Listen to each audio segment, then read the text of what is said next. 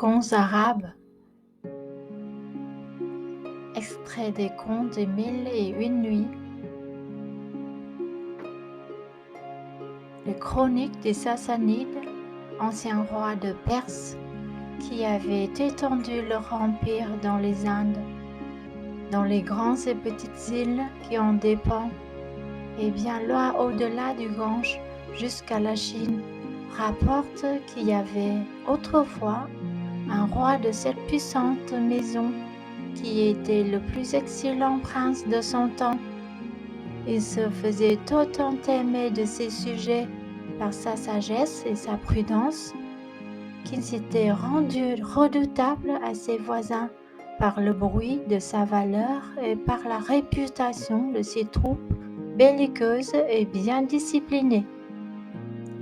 Il avait 2 fils, l'aîné appelé Schahriar, digne héritier de son père, en possédait toutes les vertus, et le cadet nommé Chaznan n'avait pas moins de mérite que son frère. Après un règne aussi long que glorieux, ce roi mourut et Schahriar monta sur le trône. Chaznan, exclu de tout partage par les lois de l'Empire, est obligé de vivre comme un particulier. Au lieu de souffrir impatiemment le bonheur de son aîné, mit toute son attention à lui plaire. Il eut peu de peine à y réussir. Schahriar, qui avait naturellement de l'inclinaison pour ce prince, fut charmé de sa complaisance et par un excès d'amitié, voulant partager avec lui ses états, il lui donna le royaume de la Grande Tartarie. Chaznan en alla bientôt prendre possession et il établit son séjour à Samarcande, qui en était la capitale.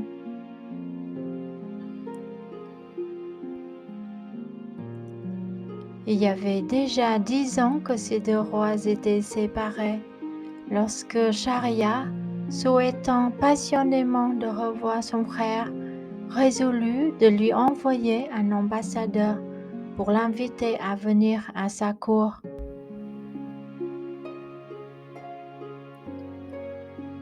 Il choisit pour cette ambassade son premier vizir, qui partit avec une suite conforme à sa dignité et fit toute la diligence possible.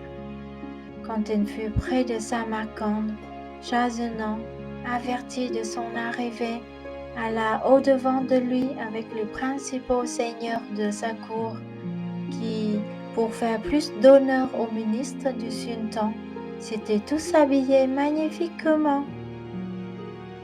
Le roi de Tartarie le reçut avec de grandes démonstrations de joie et lui demanda d'abord des nouvelles du sultan, son frère.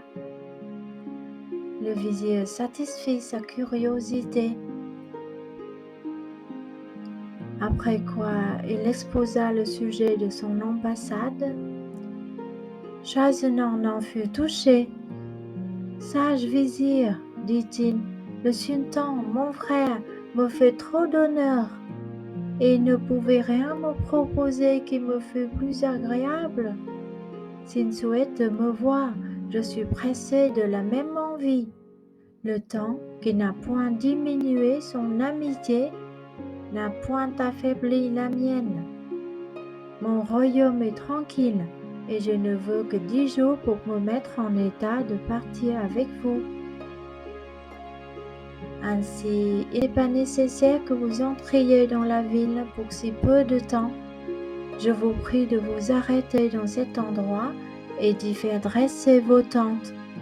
Je vais ordonner qu'on vous apporte des rafraîchissements en abondance, pour vous et pour toutes les personnes de votre suite. » Cela fut exécuté sur le champ. Le roi fut à peine rentré dans Samarcande que le vizir vit arriver une prodigieuse quantité de toutes sortes de provisions, accompagnées de régals et de présents d'un très grand prix.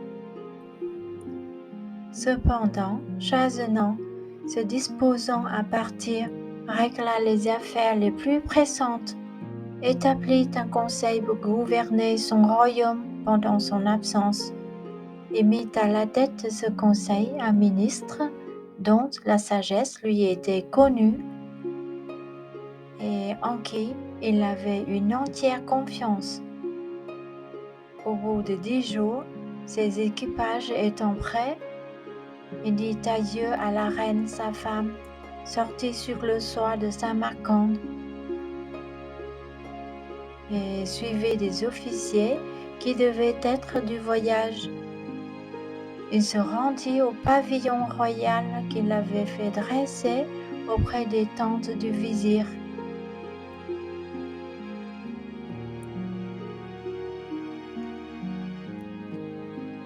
Il s'entretint avec cet ambassadeur jusqu'à minuit. Alors, voulant encore une fois embrasser la reine, qu'il aimait beaucoup, il retourna seul dans son palais. Il alla droit à l'appartement de cette princesse qui, ne s'attendant pas à le revoir, avait reçu dans son lit un des derniers officiers de sa maison. Il y avait déjà longtemps qu'ils étaient couchés et ils dormaient d'un profond sommeil.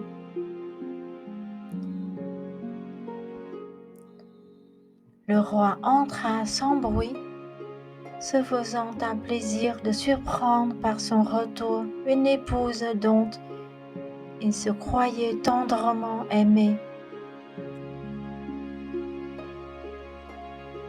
Mais quelle fut sa surprise lorsque la clarté des flambeaux, qui ne s'éteignent jamais la nuit dans les appartements des princes et des princesses,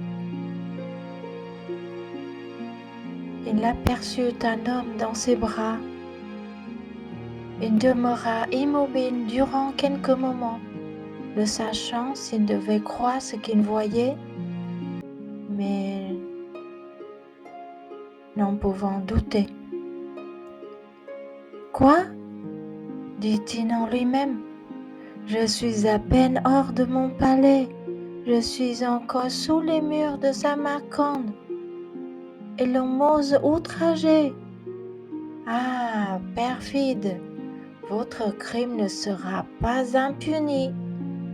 Comme roi, je dois punir les forfaits qui se commettent dans mes états. Comme épouse offensée, il faut que je vous immole à mon juste ressentiment. » Enfin, ce malheureux prince, cédant à son premier transport, tira son sabre, s'approcha du lit, et d'un seul coup fit passer les coupables du sommeil à la mort. Ensuite, les prenant l'un après l'autre, il les jeta par une fenêtre dans le fossé dont le palais était environné. S'étant vengé de cette sorte, il sortit de la ville comme il y était venu et se retira sous son pavillon. Il ne fut pas plus tôt arrivé que, sans parler à personne de ce qu'il venait de faire, il ordonna de plier les tentes et de partir. Tout fut bientôt prêt, et il n'était pas jour encore qu'on se mit en marche au son des timbales et de plusieurs autres instruments qui inspiraient de la joie à tout le monde, hormis au roi. Ce prince, toujours occupé de l'infidélité de la reine, était en proie à une affreuse mélancolie qui ne le quitta point pendant tout le voyage.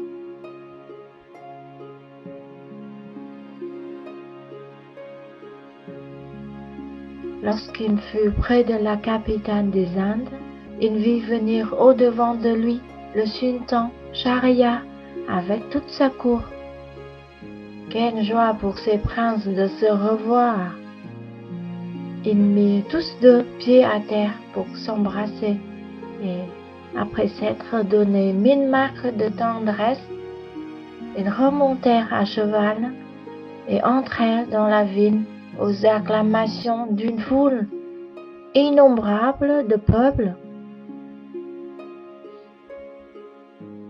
Le sultan conduisit le roi, son frère, jusqu'au palais qu'il lui avait fait préparer. Ce palais communiquait au sien par un même jardin. Il était d'autant plus magnifique qu'il était consacré aux fêtes et aux divertissements de la cour. Et on en avait encore augmenté la magnificence par de nouveaux ameublements. Schahriar quitta d'abord le roi de Tartarie pour lui donner le temps d'entrer au bain et de changer d'habit. Mais dès qu'il sut qu'il en était sorti, il vint le retrouver. Ils s'assirent sur un sofa et, comme les courtisans se tenaient éloignés par respect, ces deux princes commencèrent à s'entretenir de tout ce que deux frères, encore plus unis par l'amitié que par le sang, ont à se dire après une longue absence. L'heure du souper étant venue, ils mangèrent ensemble et après le repas, ils reprirent leur entretien qui dura jusqu'à ce que Schahriar, s'apercevant que la nuit était fort avancée, se retira pour laisser reposer son frère. L'infortuné Shahznan se coucha, mais si la présence du sultan, son frère, avait été capable de suspendre pour quelque temps ses chagrins, ils se réveillèrent alors avec violence. Au lieu de goûter le repos dont il avait besoin, il ne fit que rappeler dans sa mémoire les plus cruelles réflexions. Toutes les circonstances de l'infidélité de la reine se présentaient si vivement à son imagination qu'il en était hors de lui-même. Enfin, ne pouvant dormir, il se leva et, se livrant tout entier à des pensées si affligeantes, il parut sur son visage une impression de tristesse que le sultan ne manqua pas de remarquer.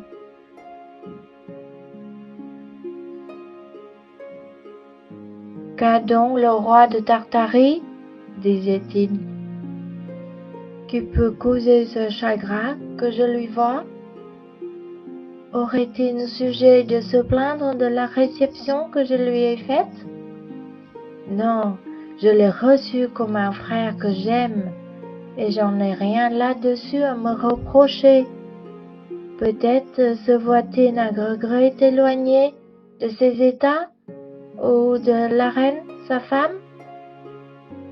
Ah, si c'était cela qui l'afflige, il faut que je lui fasse incessamment les présents que je lui destine, afin qu'il puisse partir quand il lui plaira, pour s'en retourner à Samarcande.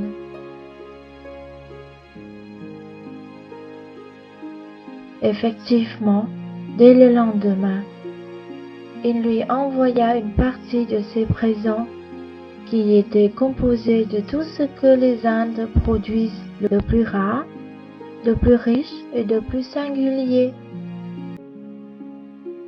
Il ne laissait pas néanmoins d'essayer de le divertir tous les jours par de nouveaux plaisirs, mais les fêtes les plus agréables, au lieu de le réjouir, ne faisaient qu'irriter ses chagrins.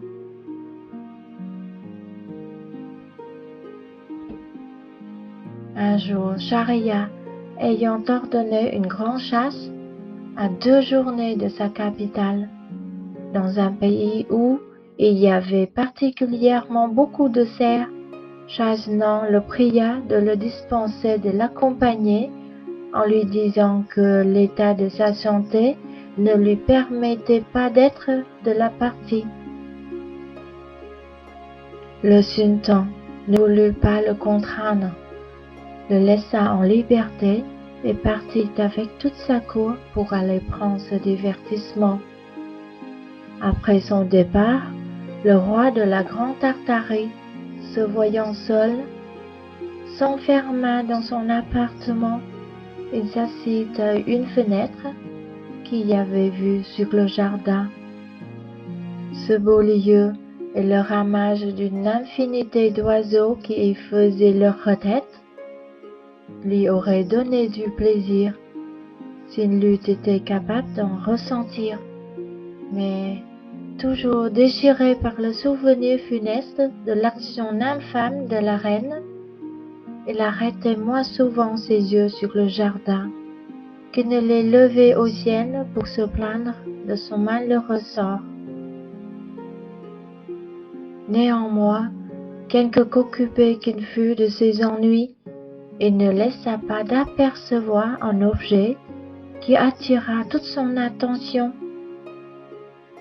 Une porte secrète du palais du sultan s'ouvrit tout à coup, et il en sortit 20 femmes, au milieu desquelles marchait la sultane, d'un air qui la faisait aisément distinguer. Cette princesse, croyant que le roi de la Grande Tartarie était aussi à la chasse, s'avança avec fermeté jusque sous les fenêtres de l'appartement de ce prince, qui, voulant par curiosité l'observer, se plaça de manière qu'il pouvait tout voir sans être vu.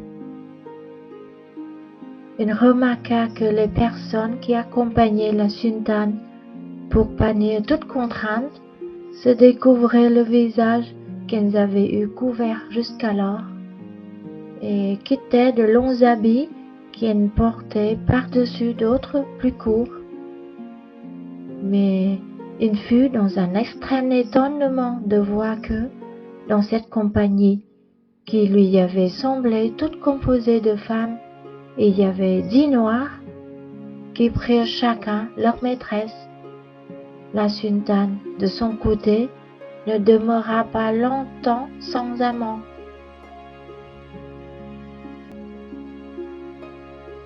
Elle frappa des mains en criant « Massoud, Massoud !» Et aussitôt un autre noir descendit du haut d'un arbre et courut à elle avec beaucoup d'empressement. La pudeur ne me permet pas de raconter tout ce qui se passa entre ces femmes et ces noirs. Et c'est un détail qu'il n'est pas besoin de faire.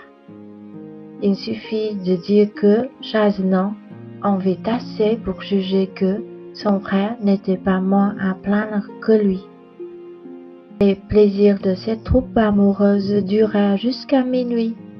Ils se baignèrent tous ensemble dans une grande pièce d'eau qui faisait un des plus beaux ornements du jardin, après quoi, ayant repris leurs habits, ils rentrèrent par la porte secrète dans le palais du sultan, et Massoud, qui était venu de dehors par-dessus la muraille du jardin, s'en retourna par le même endroit. Comme toute chose s'était passée sous les yeux du roi de la Grande Tartarie, elles lui donnèrent lieu de faire une infinité de réflexions. Que j'avais peu raison, disait-il, de croire que mon malheur était si singulier. C'est sans doute l'inévitable destinée de tous les maris, puisque le sultan, mon frère, le souverain de tant d'États, le plus grand prince du monde, n'avait pu l'éviter. Cela étant, quelle faiblesse de me laisser consumer de chagrin. En effet, le souvenir d'un malheur si commun ne troublera plus désormais le repos de ma vie. En effet, dès ce moment, il cessa de s'affliger, et comme il n'avait pas voulu souper, qu'il n'eût vu toute la scène qui venait de se jouer sous ses fenêtres, il fit servir alors, mangea de meilleurs appétits qu'il n'avait fait depuis son départ de Samarcande, et entendit même, avec quelque plaisir un concert agréable de voix et d'instruments dont on accompagna le repas. Les jours suivants, il fut de très bonne humeur, et lorsqu'il sut que le sultan était de retour, il alla au-devant de lui et lui fit son compliment d'un air enjoué. Schahriar d'abord ne prit pas garde à ce changement.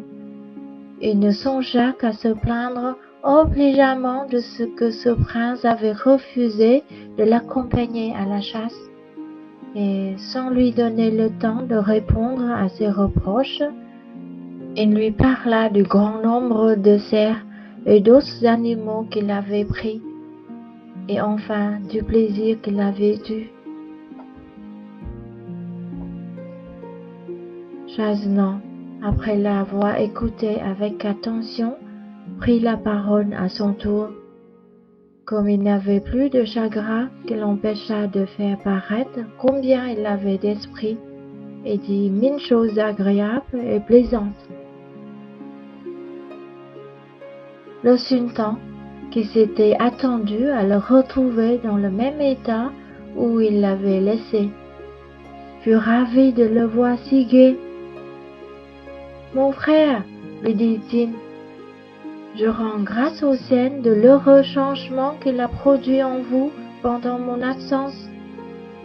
J'en ai une véritable joie, mais j'ai une prière à vous faire, et je vous conjure de m'accorder ce que je vais vous demander. » « Que pourrais-je vous refuser ?» répondit le roi de Tartarie. « Vous pouvez tout sur Chassenon. Parlez, je suis dans l'impatience de savoir ce que vous souhaitez de moi. »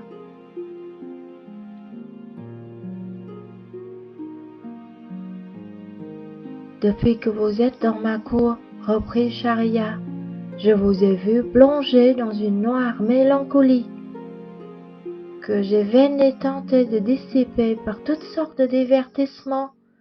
Je me suis imaginé que votre chagrin venait de ce que vous étiez éloigné de vos états.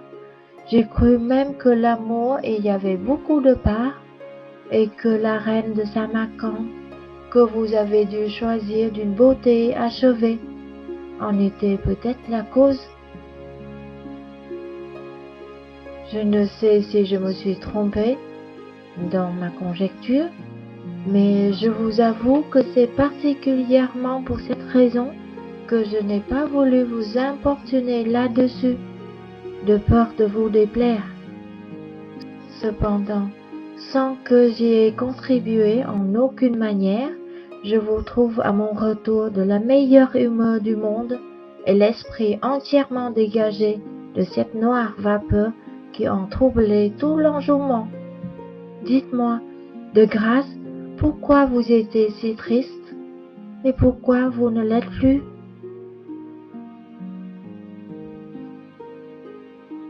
À ce discours, le roi de la Grande Tartarie demeura quelque temps rêveur, comme s'il eût cherché de ce qu'il avait à y répondre. Enfin, il repartit dans ces termes.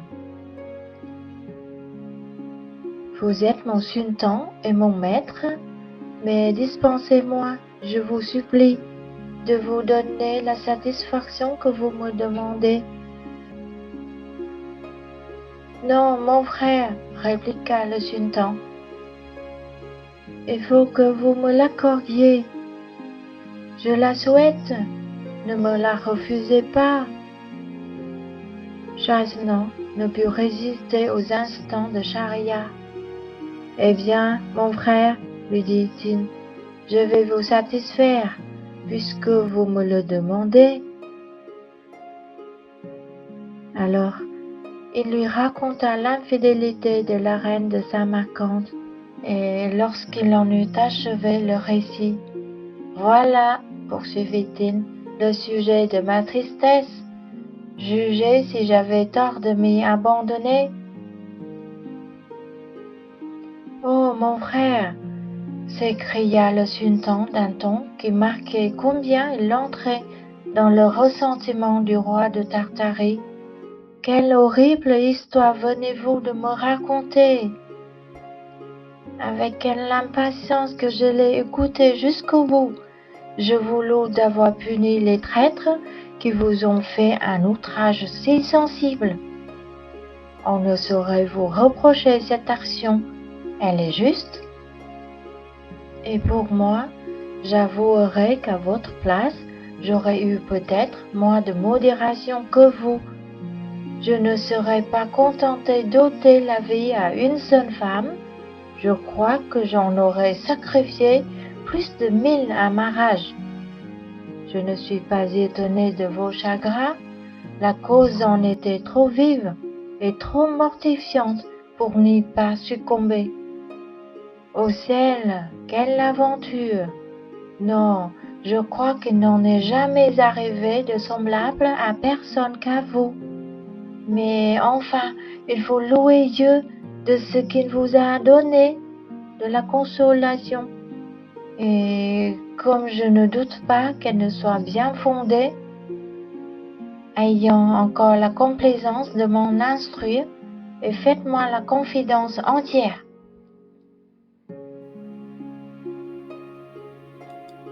Chazonnant fait plus de difficultés sur ce point que sur le précédent à cause de l'intérêt que son frère y avait. Mais il fallut céder à ces nouvelles instances. Je vais donc vous obéir, lui dit-il, puisque vous le voulez absolument. Je crains que mon obéissance ne vous cause plus de chagrin que j'en ai eu. Mais vous ne devez vous en prendre qu'à vous-même, puisque c'est vous qui me forcez à vous révéler une chose que je voudrais ensevelir dans un éternel oubli.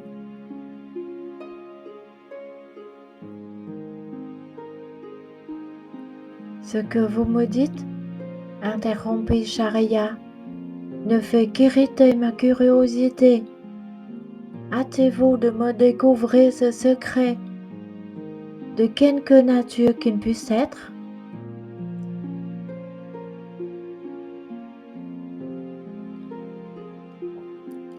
Le roi de Tartarie, ne pouvant plus s'en défendre, fit alors le détail de tout ce qu'il avait vu, du déguisement des Noirs, de l'emportement de la sultane et de ses femmes, et il n'oublia pas Massoud.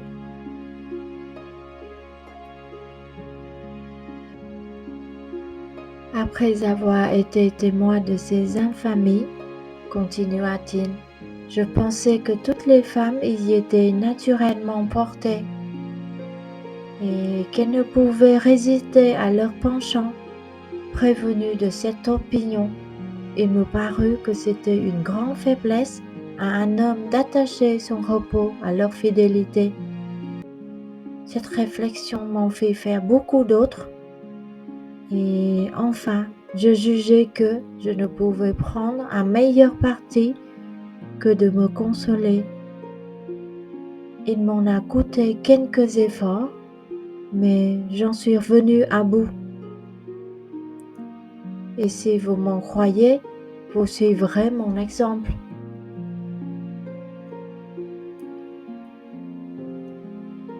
Quoique ce conseil fût judicieux, le sultan ne put le goûter.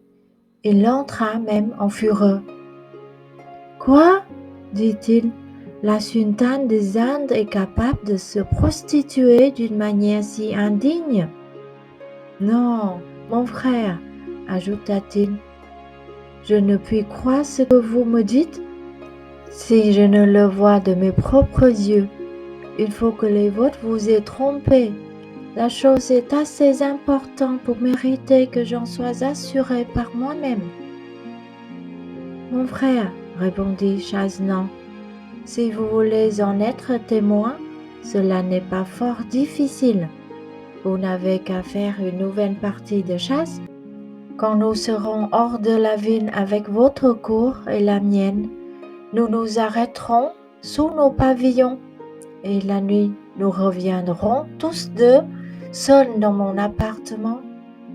Je suis assuré que le lendemain, vous verrez ce que j'ai vu. » Le sultan approuva le stratagème et ordonna aussitôt une nouvelle chasse, de sorte que, dès le même jour, les pavillons furent dressés au lieu désigné.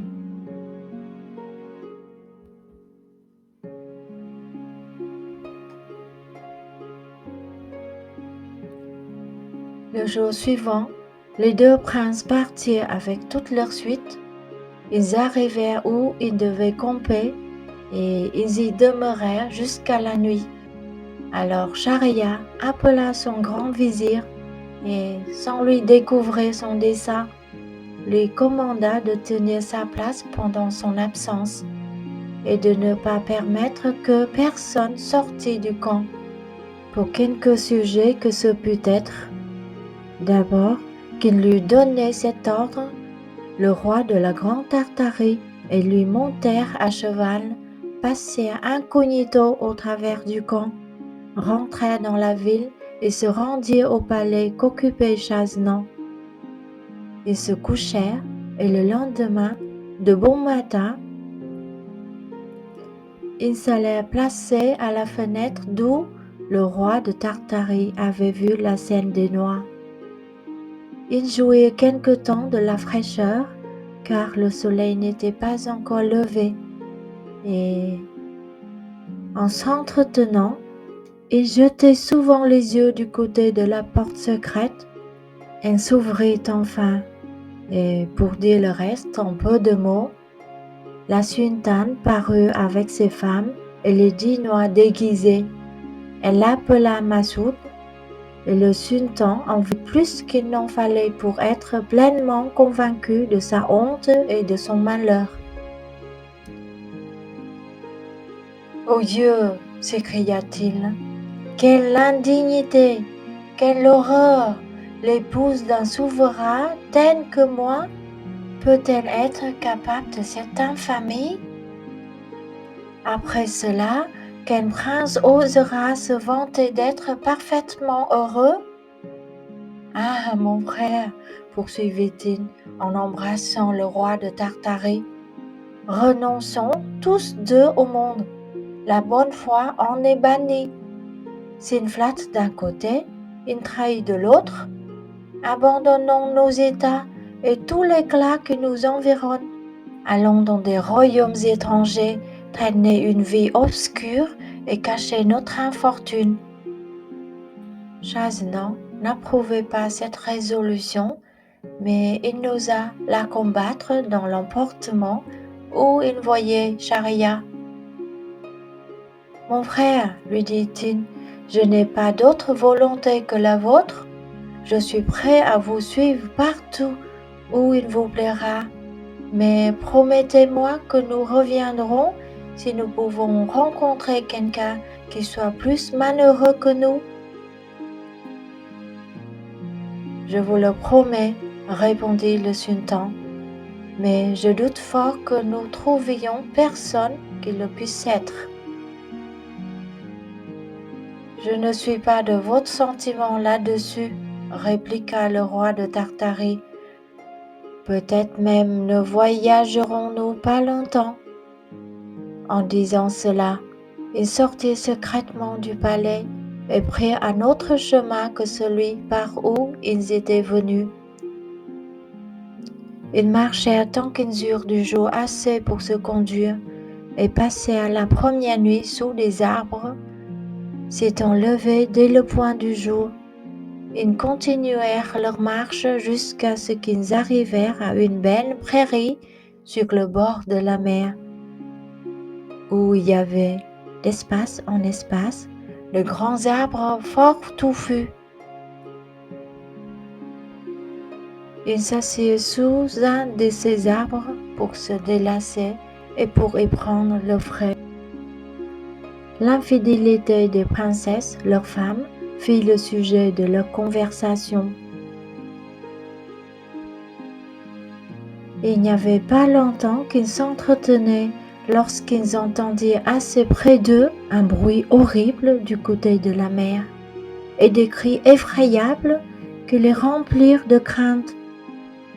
Alors la mer s'ouvrit et il s'en éleva comme une grosse colonne noire qui semblait s'aller perdre dans les nues. Cet objet redoubla leur frayeur.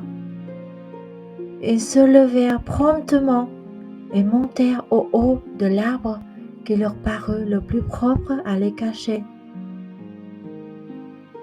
Ils y furent à peine montés que, regardant vers l'endroit d'où le bruit partait et où la mer s'était entr'ouverte, ils remarquèrent que la colonne noire s'avançait vers leur rivage en fendant l'eau.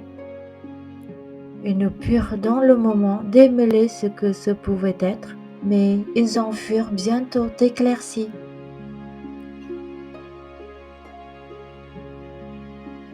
C'était un de ces génies qui sont malins, malfaisants et ennemis mortels des hommes.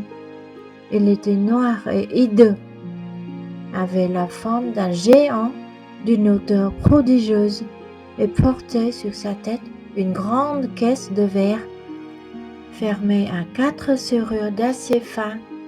Il entra dans la brairie avec cette charge qu'il vint poser justement au pied de l'arbre où étaient les 2 princes qui, connaissant l'extrême péril où ils se trouvaient, se crurent perdus. Cependant, le génie s'assit auprès de la caisse et l'ayant ouverte avec 4 clés qui étaient attachées à sa ceinture, il en sortit aussitôt une dame très richement habillée, d'une taille majestueuse et d'une beauté parfaite. Le monstre la fit asseoir à ses côtés et la regardant amoureusement. « Dame, dit-il, la plus accomplie de toutes les dames qui sont admirées pour leur beauté, charmante personne, vous que j'ai enlevé le jour de vos noces et que j'ai toujours aimé depuis si constamment, vous voudrez bien que je dorme quelques moments près de vous. Le sommeil dont je me sens accablée m'a fait venir en cet endroit pour prendre un peu de repos. » En disant cela, il laissa tomber sa grosse tête sur les genoux de la dame. Ensuite, ayant allongé ses pieds qui s'étendaient jusqu'à la mer, il ne tarda pas à s'endormir et il ronfla bientôt de manière qu'il fit retentir le rivage. La dame alors leva la vue par hasard et, apercevant les princes au haut de l'arbre, elle leur fit signe de la main de descendre sans faire de bruit. Leur frayeur fut extrême quand ils se virent découverts. Ils supplièrent la dame, par d'autres signes, de les dispenser de lui obéir, mais elle, après avoir ôté doucement de dessus ses genoux la tête du génie et l'avoir posée légèrement à terre, se leva et leur dit d'un ton de voix bas mais animé: « Descendez, il faut absolument que vous veniez à moi. » Ils voulurent vainement lui faire comprendre encore par leurs gestes qu'ils craignaient le génie. « Descendez donc, leur répliqua-t-elle sur le même ton. Si vous ne vous hâtez de m'obéir, je vais l'éveiller et je lui demanderai moi-même votre mort. »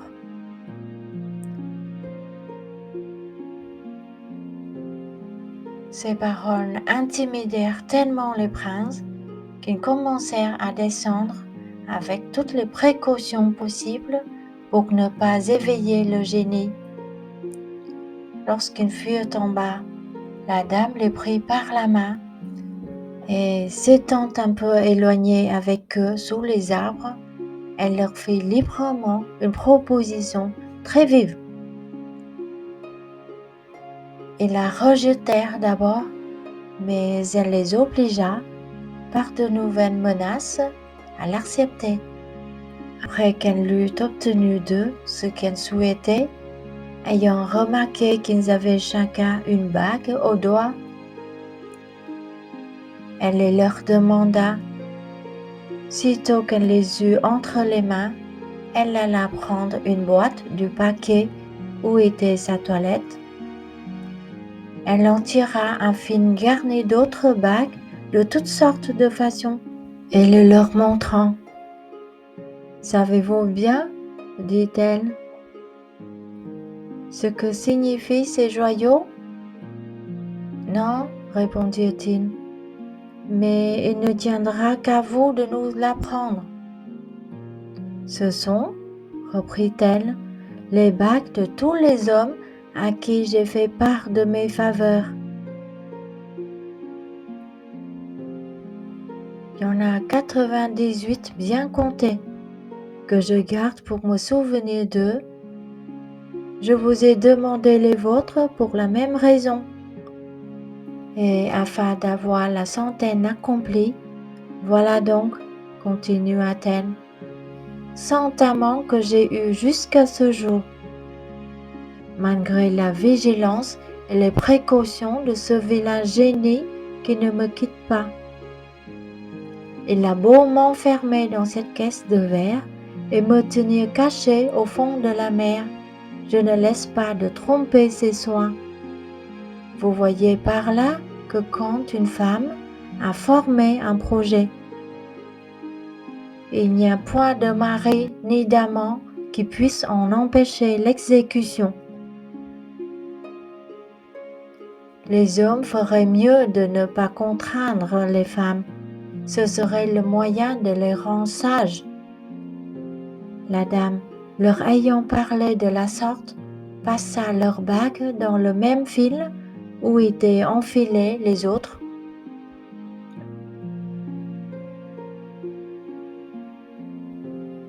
Elle s'assit ensuite comme auparavant, souleva la tête du génie, qui ne se réveilla point, la remit sur ses genoux et fit signe au prince de se retirer.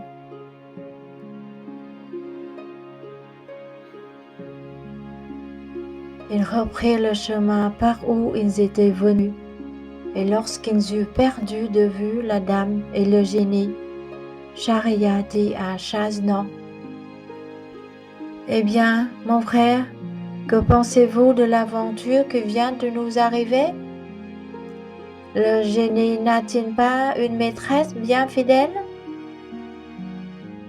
Et ne convenez-vous pas que rien n'est égal à la malice des femmes? »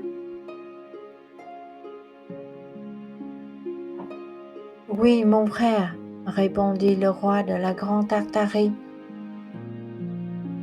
Et vous devez aussi demeurer d'accord que le génie est plus à plaindre et plus malheureux que nous. C'est pourquoi, puisque nous avons trouvé ce que nous cherchions, retournons dans nos états et que cela ne nous empêche pas de nous marier. Pour moi, je sais par quel moyen je prétends que la foi qui m'est due me soit inviolablement conservée. Je ne veux pas m'expliquer présentement là-dessus, mais je vous apprendrai un jour des nouvelles et je suis sûre que vous suivrez mon exemple. Le sultan fut de l'avis de son frère et continuant tous deux de marcher, ils arrivèrent au camp sur la fin de la nuit du 3e jour qu'ils étaient partis. La nouvelle du retour du sultan s'y étant répandue, les courtisans se rendirent de grand matin devant son pavillon. Il les fit entrer, les reçut d'un air plus riant qu'à l'ordinaire et leur fit à tous des gratifications.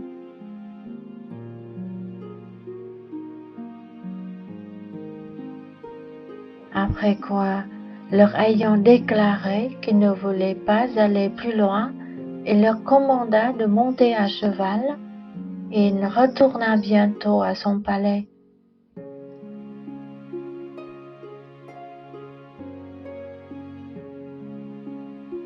À peine fut-il arrivé qu'il courut à l'appartement de la sultane et la fit lier devant lui, et la livra à son grand vizir, avec ordre de la faire étrangler. Ce que ce ministre exécuta sans s'informer qu'un crime elle avait commis. Le prince irrité n'en demeura pas là.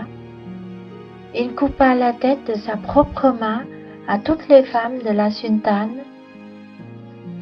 Après ce rigoureux châtiment, persuadé qu'il n'y avait pas une femme sage pour prévenir les infidélités de celles qu'il prendrait à l'avenir, il résolut d'en épouser une chaque nuit et de la faire étrangler le lendemain. S'étant imposé cette loi cruelle, il jura qu'il l'observerait immédiatement après le départ du roi de Tartarie, qui prit bientôt congé de lui et se mit en chemin chargé de présents magnifiques. Chaisenant étant parti, Schahriar ne manqua pas d'ordonner à son grand vizir de lui amener la fille d'un de ses généraux d'armée. Le vizir obéit. Le sultan coucha avec elle et le lendemain, en la lui remettant entre les mains pour la faire mourir, il lui commanda de lui en chercher une autre pour la nuit suivante.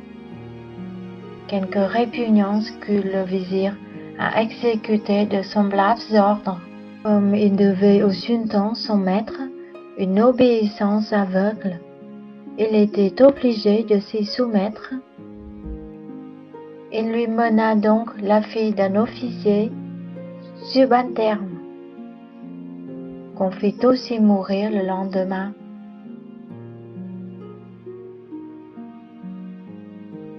Après cela, ce fut la fille d'un bourgeois de la capitale, et enfin, chaque jour, c'était une fille mariée et une femme morte. Le bruit de cette inhumanité sans exemple causa une consternation générale dans la ville. On n'y entendait que des cris et des lamentations. Ici, c'était un père en pleurs qui se désespérait de la perte de sa fille. Et là, c'était de la tendre mère qui, craignant pour les leurs la même destinée, faisait par avance retentir l'air de leurs gémissements. Ainsi, au lieu des louanges et des bénédictions que le sultan s'était attiré jusqu'alors, tous ces sujets ne faisaient plus que des imprécations contre lui. Le grand vizir, qui, comme on l'a déjà dit, était malgré lui le ministre d'une si horrible injustice, avait deux filles, dont l'aînée s'appelait Scheherazade et la cadette Dinazade. Cette dernière ne manquait pas de mérite, mais l'autre avait un courage au-dessus de son sexe, de l'esprit infiniment, avec une pénétration admirable. Elle avait beaucoup de lecture et une mémoire si prodigieuse que rien ne lui avait échappé de tout ce qu'elle avait lu. Elle s'était heureusement appliquée à la philosophie, à la médecine, à l'histoire et aux arts, et elle faisait des vers mieux que les poètes les plus célèbres de son temps. Outre cela, elle était pourvue d'une beauté extraordinaire, et une vertu très solide couronnait toutes ses belles qualités. Le vizir aimait passionnément une fille si digne de sa tendresse. Un jour, qu'ils s'entretenaient tous deux ensemble, elle lui dit: « Mon père, j'ai une grâce à vous demander. Je vous supplie très humblement de me l'accorder. »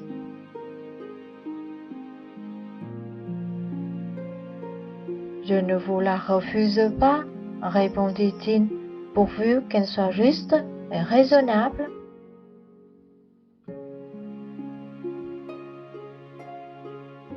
Pour juste, répliqua Scheherazade, elle ne peut l'être davantage, et vous en pouvez juger par le motif qui m'oblige à vous la demander. J'ai dessein d'arrêter les cours de cette barbarie que le sultan exerce sur les familles de cette ville. Je veux dissiper la juste crainte que tant de mères ont de perdre leurs filles d'une manière si funeste. Votre intention est fort louable, ma fille, dit le vizir, mais le mal auquel vous voulez remédier me paraît sans remède. Comment prétendez-vous en venir à bout? Mon père, repartit Scheherazade, puisque par votre entremise le sultan célèbre chaque jour un nouveau mariage, je vous conjure, par la tendre affection que vous avez pour moi, de me procurer l'honneur de sa couche. Le vizir ne put entendre ce discours sans horreur. Ô Dieu, interrompit-il avec transport. Avez-vous perdu l'esprit, ma fille? Pouvez-vous me faire une prière si dangereuse? Vous savez que le sultan a fait serment sur son âme de ne coucher qu'une seule nuit avec la même femme et de lui faire ôter la vie le lendemain. Et vous voulez que je lui propose de vous épouser? Songez-vous bien à quoi vous exposez votre zèle indiscret.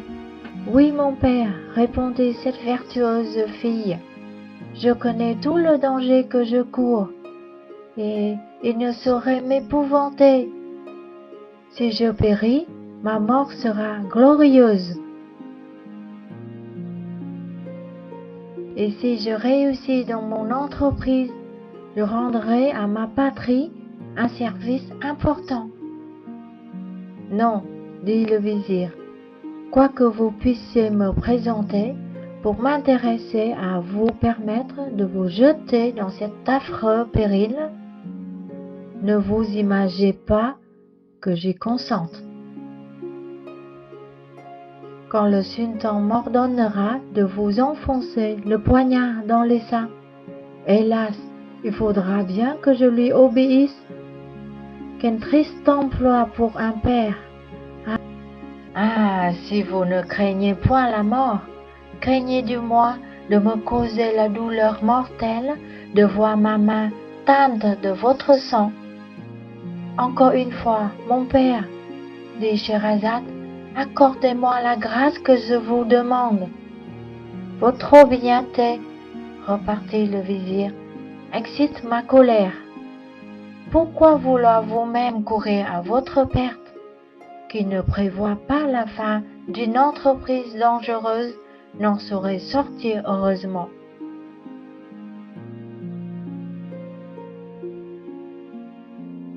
Je crains qu'il ne vous arrive ce qui arriva à l'âne, qui était bien et qui ne put s'y tenir. Quel malheur arriva-t-il à cet âne? Reprit Scheherazade. Je vais vous le dire, répondit le vizir. Écoutez-moi.